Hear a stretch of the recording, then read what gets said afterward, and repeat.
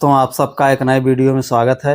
इसमें हम लेकर आए हैं भूगोल से संबंधित कुछ महत्वपूर्ण प्रश्नोत्तर जो आपकी आगामी परीक्षाओं में बहुत हेल्प करेंगे। अगर आपको वीडियो पसंद आए तो प्लीज़ वीडियो को लाइक और शेयर जरूर करिएगा।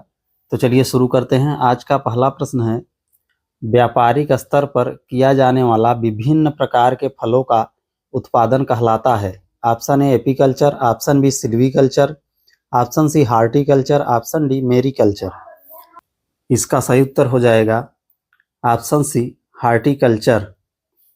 व्यापार के लिए फलों का उत्पादन हार्टिकल्चर या उद्यान कृषि कहलाता है। यह पादप कृषि की एक शाखा है। बागवानी में फलों, सब्जियों और सजावटी पौधों के टिकाऊ उत्पादन पर ध्यान केंद्रित किया जाता है। भारत में उगाए जाने वाले प्रमुख फलों में आम, अंगूर, सेब, खुबानी, नारंगी, ताजा केले, एवोकेड्स, अमरूद, लीची, पपीता, चीकू और तरबूज शामिल है। भारत दुनिया में फलों का सबसे बड़ा उत्पादक है और इसे फलों की टोकरी के नाम से भी जाना जाता है।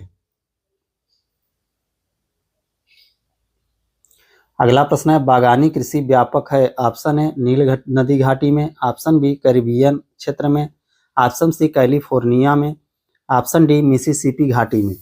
इसका सही उत्तर हो जाएगा ऑप्शन ए नील नदी घाटी में। नील नदी घाटी में बागानी कृषि व्यापक रूप से होती है। नील नदी घाटी में अनाज, गन्ना, चावल, ज्वार, बाजरा, मक्का और गेहूं जैसी फसलें उगाई जाती हैं। नील नदी ने मिस्र में फसलों की खेती के लिए पानी उपलब्ध कराया, जिसके कारण नदी घाटी के किनारों कई सभ्यताएं पनपी। मिस्र को नील नदी का वरदान कहा जाता है क्योंकि नील नदी ही कृषि सिंचाई का एकमात्र साधन है।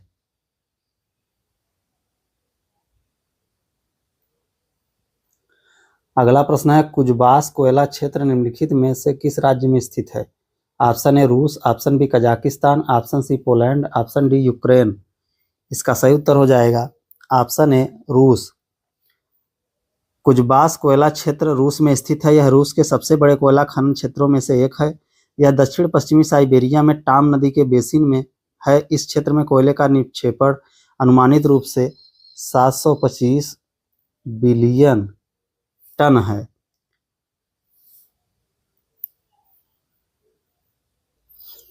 अगला प्रश्न है, रूस बेसिन कोयला उत्पादन क्षेत्र किस देश में स्थित है। Option A Hungary, option B Poland, option C Germany, option D France. इसका सही उत्तर हो जाएगा ऑप्शन सी जर्मनी।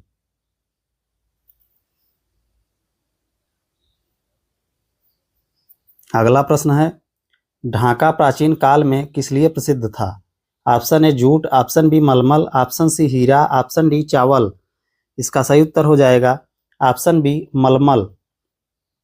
ढाका शहर प्राचीन काल में मलमल के व्यापार के लिए जाना जाता था। ढाका में निर्मित होने वाली मलमल का व्यापार दुनिया भर में होता था।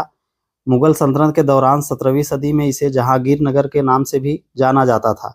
ढाका की मलमल इतनी महीन होती थी कि 300 फुट लंबे कपड़े के टुकड़े को अंगूठी से निकाला जा सकता था। राज दरबार के कवियों ने इसे बफ्त हवा यानी बुरी हुई हवा कहा था। ढाका की मलमल इतनी महंगी थी कि साल 1851 में 1 गज मलमल की कीमत 50 से 400 पाउंड थी। आज के हिसाब से यह 7,000 से लेकर 56,000 पाउंड के बराबर है। अगला प्रश्न है, ब्यूनस आयर्स निम्न में से किस लिए प्रसिद्ध है। ऑप्शन ए डेयरी पदार्थ व मांस, ऑप्शन बी रेशमी वस्त्र, ऑप्शन सी ऊनी वस्त्र, ऑप्शन डी इनमें से कोई नहीं। इसका सही उत्तर हो जाएगा ऑप्शन ए डेयरी पदार्थ व मांस। ब्यूनस आयर्स अर्जेंटीना की राजधानी है। यह डेयरी पदार्थ व मांस के लिए बहुत ही प्रसिद्ध है। अगला प्रश्न है, निम्न में से कौन सर्वाधिक औद्योगिकीकृत देश है। Option A Malaysia, option B Bangladesh, option C Nepal, option D Singapore. इसका सही उत्तर हो जाएगा ऑप्शन डी सिंगापुर। अगला प्रश्न है, आंतरिक जल यातायात हेतु सबसे उपयुक्त एवं महत्वपूर्ण नदी है। Option A Mississippi, option B Congo, option C Rhine, option D ये सभी। इसका सही उत्तर हो जाएगा ऑप्शन सी राइन। राइन नदी आंतरिक जल यातायात के लिए सबसे महत्वपूर्ण नदियों में से एक है।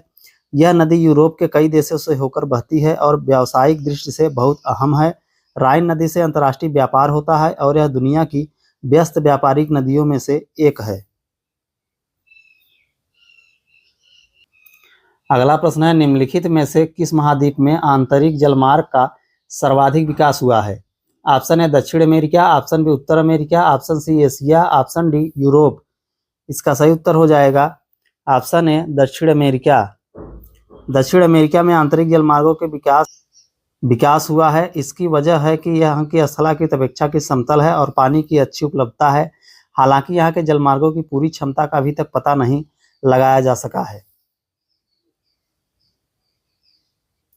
अगला प्रश्न है, सौरमंडल का सर्वाधिक गर्म ग्रह कौन है? ऑप्शन है बुध, ऑप्शन बी पृथ्वी, ऑप्शन सी मंगल, ऑप्शन सी शुक्र, ऑप्शन डी मंगल। इसका सही उत्तर हो जाएगा ऑप्शन सी शुक्र। शुक्र ग्रह सौरमंडल का सबसे गर्म ग्रह है। शुक्र सूर्य से दूसरा ग्रह है और छठा सबसे बड़ा ग्रह है। शुक्र को पृथ्वी की जुड़वा बहन भी कहा जाता है। शुक्र का वायुमंडल पृथ्वी के मुकाबले 90 गुना ज्यादा है। शुक्र का वायुमंडल ज्यादातर कार्बन डाइऑक्साइड से बना है। कार्बन डाइऑक्साइड एक ऐसी गैस है जिससे ग्रीन हाउस प्रभाव होता है। शुक्र का घना वायुमंडल उष्मा को सोख लेता है, जिससे यह सौरमंडल का सबसे गर्म ग्रह बन जाता है। अगला प्रश्न है, पृथ्वी के निकटतम दूरी पर स्थित ग्रह है। ऑप्शन है बृहस्पति, ऑप्शन बी बुध, ऑप्शन सी शुक्र, ऑप्शन डी पृथ्वी। इसका सही उत्तर हो जाएगा ऑप्शन सी शुक्र। पृथ्वी के सबसे नजदीक का ग्रह शुक्र है। शुक्र ग्रह पृथ्वी से सबसे नजदीक की दूरी पर है। शुक्र ग्रह सूर्य के चारों ओर करीब 6.7 करोड़ मील की दूरी पर चक्कर लगाता है, जबकि पृथ्वी करीब 9.3 करोड़ मील की दूरी पर है। शुक्र ग्रह चंद्रमा के बाद आकाश में सबसे चमकीला पिंड है। शुक्र ग्रह का आकाश और कई संरचनाएं पृथ्वी के जैसे ही हैं। शुक्र ग्रह का भार भी पृथ्वी के लगभग बराबर है, इसलिए शुक्र ग्रह को पृथ्वी की जुड़वा बहन भी कहा जाता है। अगला प्रश्न है, निम्नलिखित में से किस ग्रह को सुबह का तारा कहा जाता है? ऑप्शन है शनि, ऑप्शन बी शुक्र, ऑप्शन सी बृहस्पति, ऑप्शन डी बुध। इसका सही उत्तर हो जाएगा ऑप्शन बी शुक्र। शुक्र ग्रह को सुबह का तारा कहा जाता है।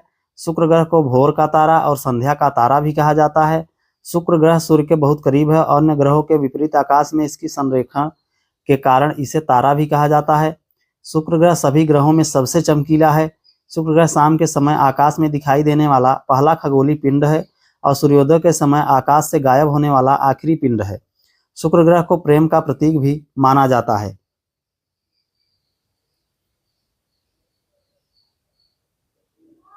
अगला प्रश्न है, निम्नलिखित में ग्रहों में से किसे सौंदर्य का देवता कहा जाता है? ऑप्शन है शनि, ऑप्शन बी बुध, ऑप्शन सी बृहस्पति, ऑप्शन डी शुक्र। इसका सही उत्तर हो जाएगा ऑप्शन डी शुक्र। शुक्र ग्रह को सौंदर्य का देवता माना जाता है। शुक्र ग्रह का नाम रोमन देवी वीनस के नाम पर रखा गया है। वीनस प्रेम और सौंदर्य की देवी थी। ज्योतिष में शुक्र को प्रेम, सौंदर्य और आनंद का कारक माना जाता है। शुक्र को संतुलन और सौंदर्य का प्रतीक भी माना जाता है। शुक्र को पृथ्वी का जुड़वा ग्रह भी कहा जाता है। अगला प्रश्न है, सबसे अधिक चमकने वाला ग्रह है। ऑप्शन है मंगल, ऑप्शन बी बुध, ऑप्शन सी पृथ्वी, ऑप्शन डी शुक्र। इसका सही उत्तर हो जाएगा ऑप्शन डी शुक्र। अगला प्रश्न है, सूर्य की परिक्रमा के दौरान पृथ्वी सूर्य से अधिकतम दूरी पर किस महीने में होती है? ऑप्शन है मार्च, ऑप्शन बी जनवरी, ऑप्शन सी सितंबर, ऑप्शन डी जुलाई। इसका सही उत्तर हो जाएगा ऑप्शन डी जुलाई। पृथ्वी सूर्य से सबसे ज्यादा दूरी पर आमतौर पर जुलाई के महीने में होती है। पृथ्वी और सूर्य के बीच की अधिकतम दूरी 4 जुलाई को होती है। इस स्थिति को अपसौर कहा जाता है। इस स्थिति को अपसौर कहा जाता है। इस दिन पृथ्वी और सूर्य के बीच की दूरी करीब 15.41 करोड़ किलोमीटर होती है। दोस्तों, अगर आपको हमारा वीडियो पसंद आया तो प्लीज़ वीडियो को लाइक और शेयर जरूर करें।